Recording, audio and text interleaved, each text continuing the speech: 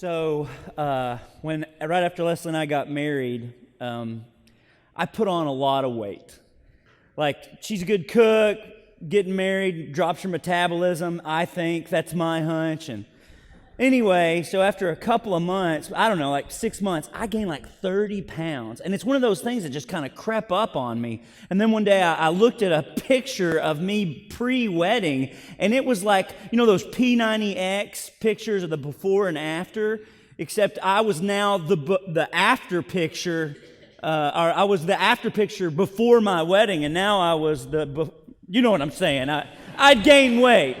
And anyway, so I started working out, and I started like trying to eat healthier, and I also started weighing myself every morning. That way that would never happen to me again. It would never just sneak up on me.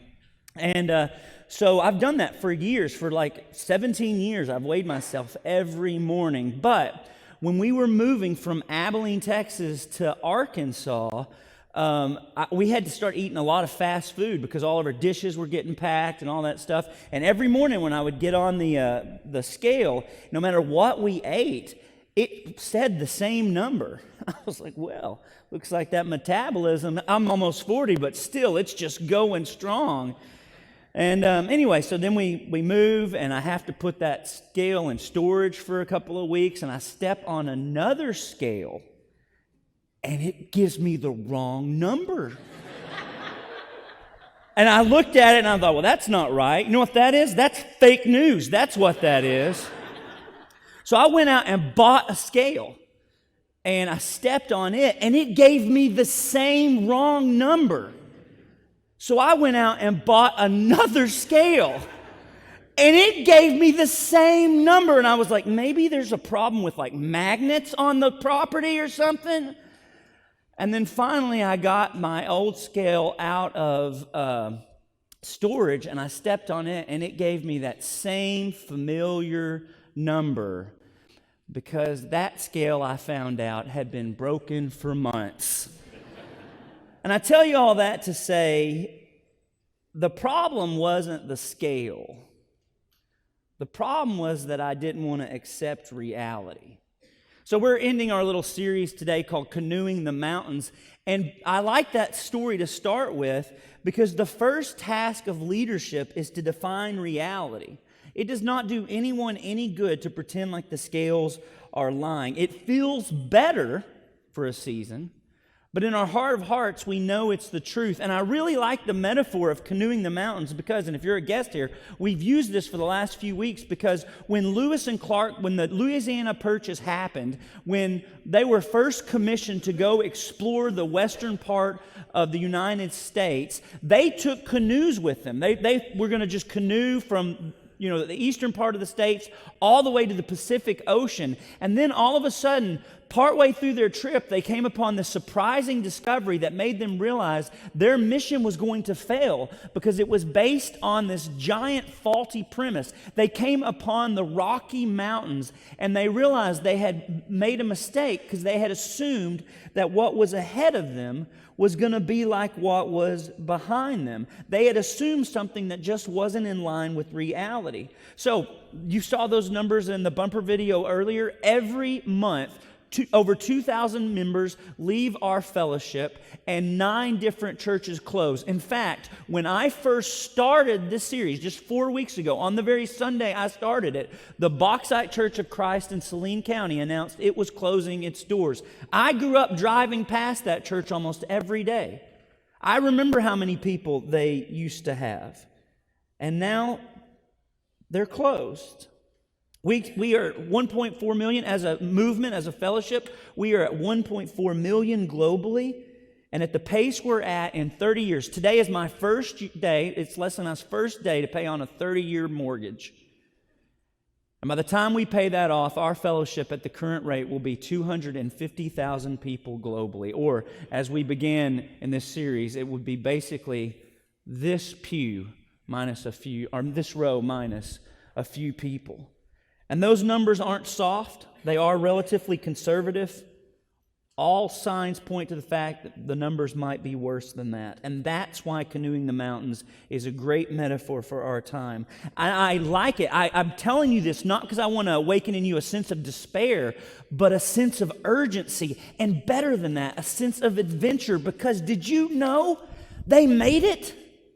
Do you know that Lewis and Clark actually led their group all the way to the Pacific Ocean? They were ultimately able to adapt and grow and be successful. And so I think it's important for us to not pretend like those aren't Rocky Mountains in front of us. To be able to accept reality, because that not accepting reality doesn't help anybody. So the question for all of us is, in light of what we now know, what are we going to do with what we now know? There are a lot of options. One option is to say climbing the mountain is impossible and do nothing. By the way, that's the easiest option for the next few years. You will enjoy that option for the next few years. Or you can throw up your hands and join another fellowship. That is largely what the next generation is doing across the country right now. Or we can admit that the challenges in front of us, are the obstacles in front of us are challenging. There are no easy answers, and we can gird our loins together, and we can try to figure out how to climb this mountain. And to help bring clarity, as we close out this series, to help bring clarity, I want to tell you a Bible story today that if you grew up in church, no matter how long you've been in church, I bet you've never heard anyone preach on this particular story, but it is fascinating. So if you got your Bibles, turn to Isaiah chapter 38. This is just going to be setting up the Bible story that you've never heard anybody preach on. There's this one king in ancient Israel named Hezekiah, and after he's reigned for many years, the prophet Isaiah comes to Hezekiah and says, "You're going to die." This is a diagnosis from God. Now, some of you have had those kind of moments in your life where you've gotten news that the test results came back and it was bad, or it's, you found a lump or whatever, or maybe somebody you love had those kind of test results. Maybe you've had some kind of worrisome symptom. I personally am a hypochondriac. Leslie says I've had the coronavirus twice already. We can't get on WebMD in my house because whatever symptom I read about, I start exhibiting within the next 12 hours. But this is more than just that. This is God telling someone your time is up. God comes to Hezekiah through the prophet Isaiah and says, "You're going to die." So that's the scene in chapter 38, starting in verse 1. In those days, Hezekiah became ill and was at the point of death. And the prophet Isaiah, son of Amos, went to him and says, "This is what the Lord says. Put your house in order, because you're going to die. You will not recover." Hezekiah turned his face to the wall and prayed to the Lord. "Remember, Lord, how I've walked before you faithfully and with wholehearted devotion and have done what was good in your eyes." And Hezekiah wept bitterly. As he considers the end of his life, he begs God to do something. And this is one of those rare moments in the Bible where God changes his mind. God had told Hezekiah, "You're going to die." And then God turns around and says, "I've heard your prayer. And because of it, I'm going to add onto your life 15 years. And the rest of the chapter is Hezekiah thanking God and making all of these promises to God, thanking him for giving him extra life. So starting in verse 15, he says, "But what can I say? He has spoken. God has spoken to me. He has done this himself. I will walk humbly all my years because of this anguish of my soul. Lord, by such things people live, and my spirit finds life in them too. You restored me to health and let me live. Surely it was for my benefit that I suffered such anguish. In your love you kept me from the pit of destruction. You have put all my sins behind your back. For the grave cannot praise you. Death cannot sing your praise. Those who go down to the pit cannot hope for your faithfulness. The living, they praise you as I am doing today. Parents tell their children about your faithfulness. The Lord will save me, and we will sing with stringed instruments all the days of our lives in the temple of the Lord." In other words, here's what he's saying. I'm going to use every breath you give me for the next 15 years. Because you've spared my life, I am going to praise you. I'm going to be a parent that tells my children about the faithfulness that you have shown me. Can you imagine this scene? I mean, this is a Scrooge kind of on Christmas morning giving his life back. This is, Jimmy Stewart at the end of It's a Wonderful Life. By the way, I think David Tipton reminds me so much of Jimmy Stewart. Anyway, it's Jimmy at the end of It's a Wonderful Life. welcome back, Bedford Falls. I've got a warrant for my arrest. Isn't it wonderful? I mean, it's that kind of moment. He's been given his life back. And by the way, if you are 50 or over, this is really all of us today. Because Hezekiah was probably 45, 50. The life expectancy has changed so much. Aren't you grateful just to be alive? And now the question for him, like for all of us, is what are you going to do with the life that you've been given? We know what he said he was going to do, but what did he actually do? And that brings us to today's story, starting in chapter 39, verse 1. At that time, Marduk-Baladan, son of Baladan, king of Babylon, sent Hezekiah letters and a gift because he had heard of his illness and recovery.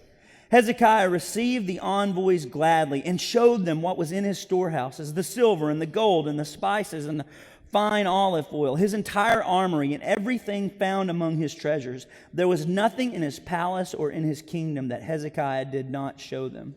Then Isaiah the prophet went to King Hezekiah and asked, "What did those men say and where did they come from?" "From a distant land," Hezekiah replied. "They came to me from Babylon." The prophet asked, "What did they see in your palace?" "They saw everything in my palace," Hezekiah said. "There is nothing among my treasures that I did not show them." So these envoys from Babylon come, and Hezekiah, who's pretty proud of everything he's king over, takes them and gives them a grand tour of everything. And then the prophet Isaiah, the same prophet who told him, "The word of the Lord says you're going to die," comes and he says, "Hey, Hezekiah, who were those guys you were showing around?" And he's like, "Don't worry, Hezekiah, or don't worry, Isaiah. Those were my new friends from Babylon." And he goes, "What did you show them in your palace?" And he goes, "Isaiah, I showed them everything. Don't worry." They were super impressed by it. And then Isaiah says, "Because you have done this, here is the word of the Lord." In verse 5, then Isaiah said to Hezekiah, "Hear the word of the Lord Almighty. The time will surely come when everything in your palace and all that your predecessors have stored up until this day will be carried off to Babylon. Nothing will be left, says the Lord. And some of your descendants, your own flesh and blood, who will be born to you, will be taken away, and they will become eunuchs in the palace of the king of Babylon." Because you did this, Hezekiah, you're going to lose everything. You're not just going to lose the stuff that you accomplished in your lifetime, but the stuff you inherited from your great-grandparents, all the stuff they accomplished, all the stuff they accrued. You're going to lose all of that. Because you did this, Hezekiah, your own family, your own sons and daughters are going to be taken into slavery and captivity in Babylon. And not just that, Hezekiah, your own sons are going to become eunuchs by force. No more grandkids, Hezekiah. I mean, can you imagine? This is the worst possible news ever, right? You're going to lose it all, your legacy, your future, your family. So what do you think Hezekiah's response was? When he found out he was going to die, he wept bitterly. He begged God. He made all these promises. So what's he going to do? Now, Hezekiah, now that you know the future, in light of what you now know, what are you going to do about the major problems that lie ahead for you and the people you love? What is his response to that? And it's here we begin to see where the people of God have so many problems. Because there's a little Hezekiah in all of us. Here's what he says. "The word of the Lord you have spoken is good," Hezekiah replied. For he thought, "There will be peace and security in my lifetime." The word of the Lord is good because there will be peace and security in my lifetime. In other words, yeah, that's pretty bad, but at least I won't be around to see it. The ship is going down, but it's not going down on my watch. Last month, there's a group of us from PV that went to Phoenix to an evangelism conference where people who were all over the country, from all over the country were there. People from every fellowship imaginable had gathered in Phoenix, and they were all from places in the country that were post-Christian already. Over 2,000 people came from places like Portland and Boston and Maine and Idaho, and we were the only church of any kind that was from Arkansas. And these people were talking about doing evangelism in places where people didn't know about like things like the Ten Commandments, in places where people didn't assume what the Bible said mattered about their own life. These were churches who had lived in post-Christian America for about a decade now. But what I want you to hear is that the primary emotion that the people at this conference had was not despair, it was hope. Because they were seeing the story of Jesus taking root in people's life who had no idea that Jesus was looking for them or Jesus was what they needed. And we left that conference feeling so inspired and excited about the future of PB. It started getting us thinking, we can do this. We can start reaching out in places like the UALR campus and in our workplaces and in our neighborhoods and schools. And at one point, Francis Chan was one of the speakers. He's a popular evangelical preacher. He is... He knows our fellowship. He spoke at the Tulsa workshop a few years ago. He really likes Churches of Christ. Francis Chan was a preacher. He started a church in San Francisco or in California, and then moved and started like a bunch of different kinds of churches in San Francisco and worked there for like decades. Francis Chan said when he lived in San Francisco, one of his favorite parts of living there was the foodie scene. Now, if you don't know what a foodie is, these are not people who like to get good food. These are the kinds of people who like to get the very best food. They really like the gourmet part of food. So Francis Chan was talking about how in San Francisco there was this group of people that knew where to go to get the best, cupcake and the best cappuccino and the best Korean and the best Italian food. He loved this scene. He said he was a foodie. And then a few years ago, Francis Chan said that he and his family were called, they felt called by God to leave mission or ministry in the States and go do mission work in Hong Kong. And a few years ago, they were working in a refugee camp with a group of refugees, and all of a sudden, they heard this woman scream, this like blood-curdling scream. And they ran over, and there was this little boy laying on the ground, and that woman was laying over him, just screaming and sobbing. The little boy had died because the refugees didn't have enough food, because that country was in a famine. And in moments like that, refugees get the resources last. And Francis said, it is one thing to see pictures of a famine on the internet. It is an entirely different thing to hear a mother scream. And then he said, when I came back to San Francisco, it dawned on me, I didn't want to be a foodie anymore. It's really hard to, when you've heard a woman scream about the death of her child from lack of any kind of food, it's really hard to get too hyped about where the place is that you can get the best slice of pizza. And he said, that's when it dawned on me that is the perfect metaphor for Christian churches in America. We are spiritual foodies. Think about the kind of questions we ask. Who's your favorite preacher? What place has the best worship? What podcast do you listen to? We are spiritual foodies in America, and we certainly have been in Churches of Christ. We have, for the last 100 years, had the luxury of splitting anytime we disagreed on the most minute details. Someone just last week told me about the church, the city that they grew up in East Texas, the little town. They had 3 different Churches of Christ. One was the just kind of regular Church of Christ, whatever that means. The other one was a 1-cup communion Church of Christ. And the other one was a 1-cup communion that was hygiene conscious Church of Christ, which meant they brought their own straws every Sunday. I'd never heard of that. We've had that luxury in the past, and sadly, we have used it almost every chance we got over arguments that seemed really important at the time. But as the years passed and the smoke cleared, we realized they had a lot more to do with church and very little to do with Christ. And in many ways, what comes next is going to be a good thing. We will, by declining numbers, be forced to do exactly what we should have been doing all along. We will no longer be able to say, I will fellowship you if you believe in Jesus and X, Y, and Z on these debatable matters. We won't be able to do that anymore, because what's ahead of us is not going to be like what was behind us. Those days are coming to an end. And in many ways, we should be thankful for that, because the famine is coming. I started this little series with the story of Joseph, telling the Egyptians that famine was coming. But before the famine, there was going to be 7 years of plenty. And I think that's a good metaphor. I used it when I was interviewing with this church, and I meant it. Because for the next couple of years, let me tell you what's going to happen. When those churches like Bauxite close, there's going to be a handful of people, and they're going to go somewhere. And they'll probably pick another Church of Christ. And the churches in the area will feel like a shot in the arm. For the next few years, they'll feel like, wow, we're doing something right. Even though it's just swelling from other churches closing their doors. And if you disagree with me on that assessment, I respect that, but I hope you can trust everything we're trying to do here is because we think that reality is coming to Central Arkansas.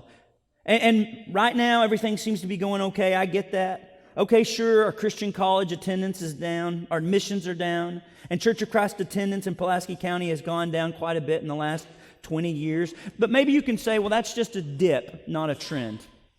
Okay, time will tell. But my hunch is, and again, I love us. I am not against us. I'm rooting for us. I hope I'm wrong. But across the country, the statistics don't improve. I'm telling you this not because I want to beat us down, but because I want us to realize there are mountains and we can climb them. Our first problem is going to be like the Egyptians. Our first problem isn't the famine. Our first problem is the complacency. I mean, the Egyptians, when they hear about this, they hear there are going to be 7 years of abundance. And for the next 7 years, if they don't do anything, it's going to feel great. Pharaoh would have been the most popular person in the world. They were going to have the opportunity to do nothing, and for a season, it would work. Better than work. It would appear like it was flourishing. But God tells them, but when the years of famine start, the years of abundance will not be remembered. And since this is pretty hard data, and since these are our friends and our kids and our grandkids, and for some of us people that aren't even born yet, I want to ask us one more time, are we comfortable serving what we want on our plates, knowing it might mean the next generation will starve? And to be clear, for a lot of people, that is what's happening. I know for a lot of us, the way we do things are fine, but generationally speaking, it's not. I told you 2 weeks ago, the Charles Seibert Institute, which has worked with hundreds and hundreds of churches across the country, of Churches of Christ, they've surveyed thousands and thousands of members of our fellowship, and they found that the big distinction, generationally speaking, the generations get together on a lot of stuff, what they like, what they appreciate about our tribe, but the one place where there is the broadest generational differences, and they've asked hundreds of questions to thousands of people. There are 5 questions, and 4 of them have to do with their experience when we worship together. And here it is. This is what they said. The number one distinct difference between generations, how they answer, is when I attend the corporate assembly, I'm filled with joy. In other words, if you are a senior saint, you answer that question very differently than a 20 or 30-something person. There's a 10-point differential on the statistics. Number 2, participating in corporate worship encourages me to live a more Christ-like life. Number 3, the singing during corporate worship is filled with life and vitality, which means one group of people says, yes, this is filled with life and vitality, and the other group of people says, no, this is not filled with life and vitality. 4, members of this church meaningfully participate in the singing. Those are the 4 biggest differences, generationally speaking, we have. And by the way, these are our own kids who are still in Churches of Christ. And part of the problem we're facing right now is it appears like, adding a praise team is divisive. But let me promise you, that's the exact opposite of your elder's heart. They want grandparents to worship with grandkids and vice versa. I have been in rooms with these guys. I have watched them grieve over people they love. They don't want to hurt anybody, but they love this church too much to not allow us to prepare for what is ahead of us, because what is ahead of us is not like what is behind us.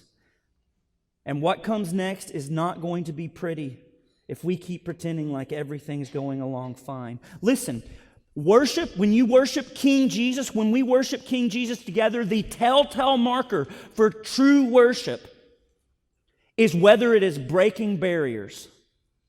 It is an indicator, and this is not just true of our fellowship, this is true of all American Christianity and churches. For the most part, people worship with people like them.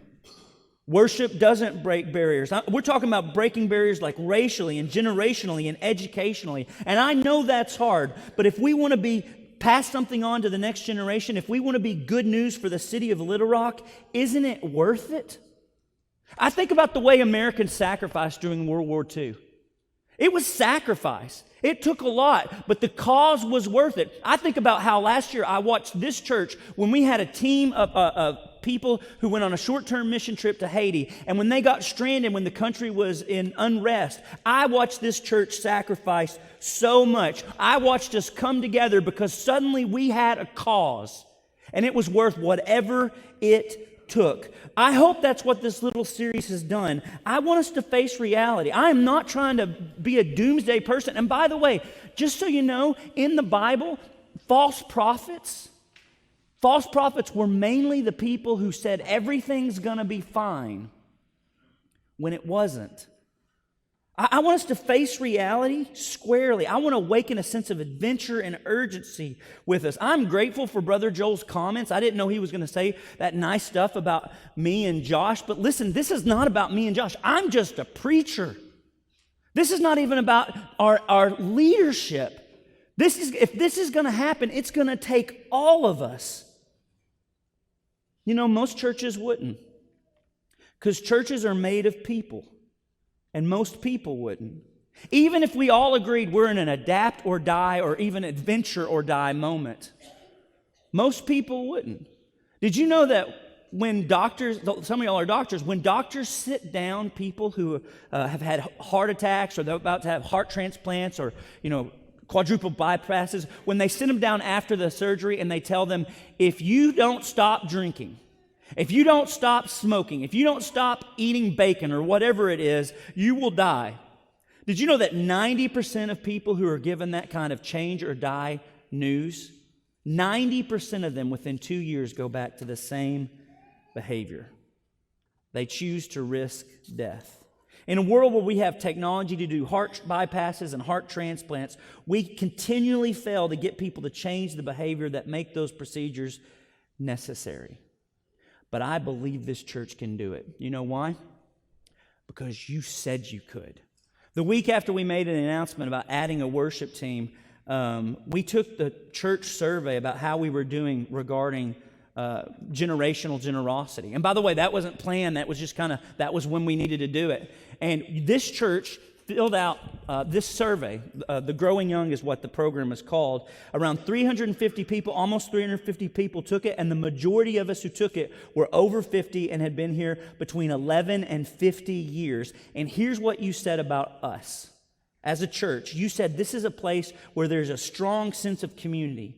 Hundreds of us answered that this is true, that this is a community that you trust. You said that we do a good job of being actively involved in our neighborhood and have a reputation for being a caring neighbor for people around here.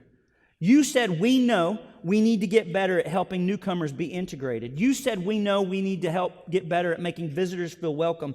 You said we know we need to get better at recognizing the problems young people face. You said, hundreds of us said, we need to make efforts to put ourselves in the shoes of young people.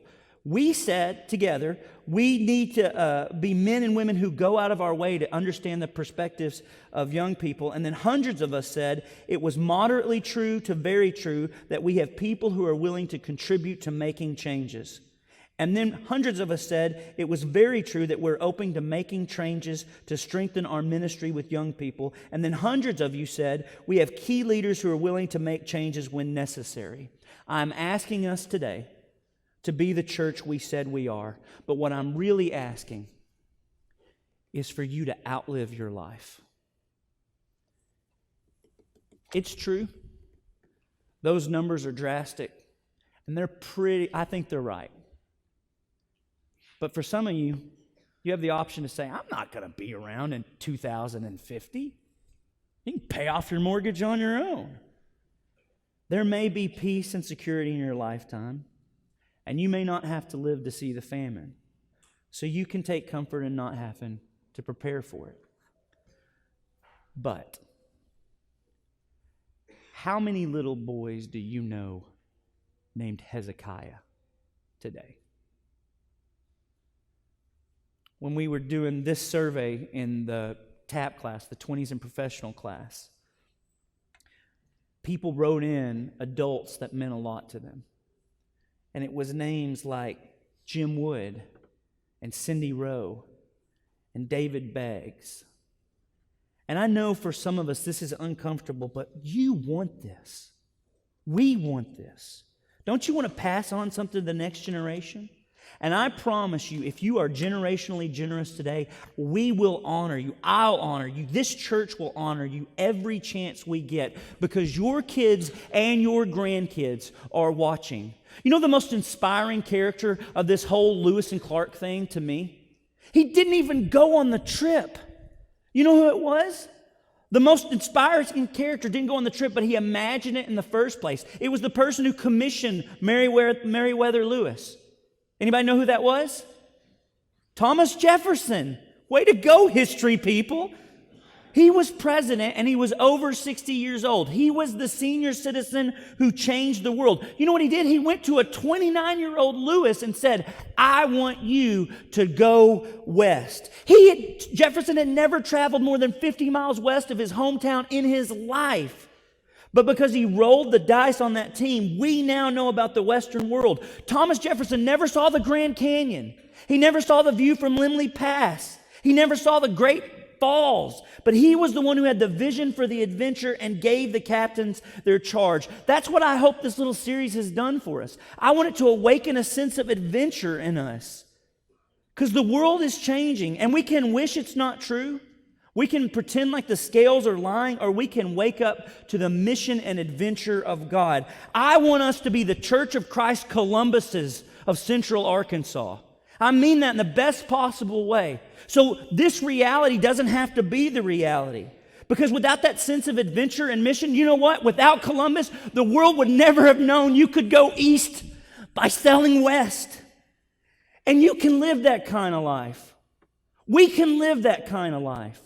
Together we can face the truth that what's ahead of us is not going to be like what is behind us. And we can live lives together that send echoes into eternity. You can trust God to take the seeds of the gospel you plant with your life and make it bloom. You can outlive your life. May we all be so lucky.